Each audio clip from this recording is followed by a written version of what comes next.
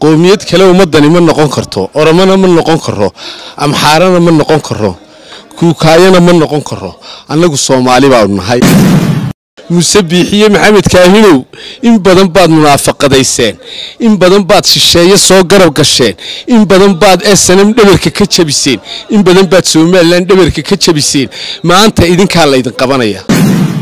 اللي لو هرّي كودبور كحيجو آدشينا كحيجو محمد علي كحيجو هرجواف كحيجو وارمر رجع ماد لمتان ماد أو عنتان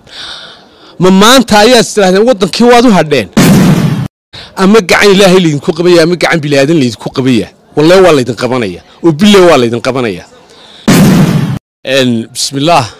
بسم الله واحد نقول سكر لي أرين دحلوريتشينا oo Soomaaliland inagoo hagoonista qaadanay haddana Soomaali de waa hal qabiil oo walaala ah qoomiyad kale ummadani ma noqon karto oromana ma noqon karo amxaarana ma noqon karo kuukaayana ma noqon karo annagu Soomaali baa nahay Soomaalina waa labada dawladood koonfuriya waqooyi Muuse Biixiye Maxamed Kaahin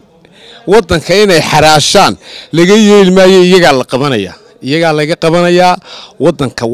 waxa leh dadka muwaadiniinta ah waxaynu ogeyn Muuse Biixi inta qol madow la galay oo abi la galay inuu farmaajo Hargeysa keenaya farmaajo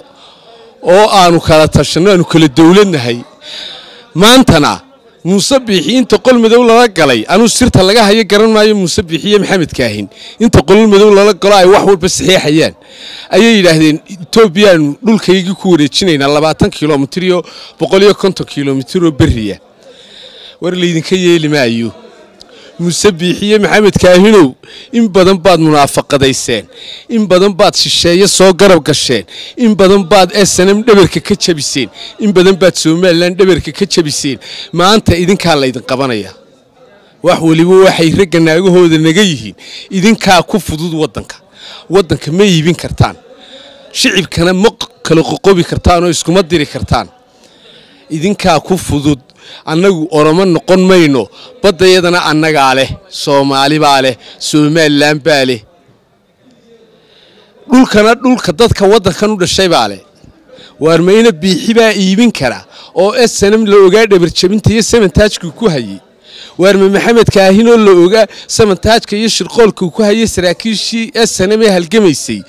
ay samantaajka ku hayeen ay uga fadhiisanayeen ku wada dhintay wada shiiday maanta god ku jira lix loo horeeyo koodbuur ku xigo aadashiina ku xigo Maxamed Cali ku xigo haragwaaf ku xigo waarma ragga maad limataan maad dhaawacantaan maanta ayaa istiraaheen wadankii waad u hadheen war kuwii geesiyada ahaay u hoyday dadkii ay dhaleen iyo tafiirtoodii iyo dadka u dagaalameen baa jooga maanta wadanka idinka ku fudud ama gacan Ilaahay idinku qabaya ama gacan bilaadan idinku qabaya wallahi waa la idin qabanaya oo billahi waa la idin qabanaya wadankana ma iibin kartaan dadka leedin Soomaaliya diidana war Soomaaliya wadan kale Soomaaliya xigtay annagu ma jaanda baawni adooyaa doontu keentay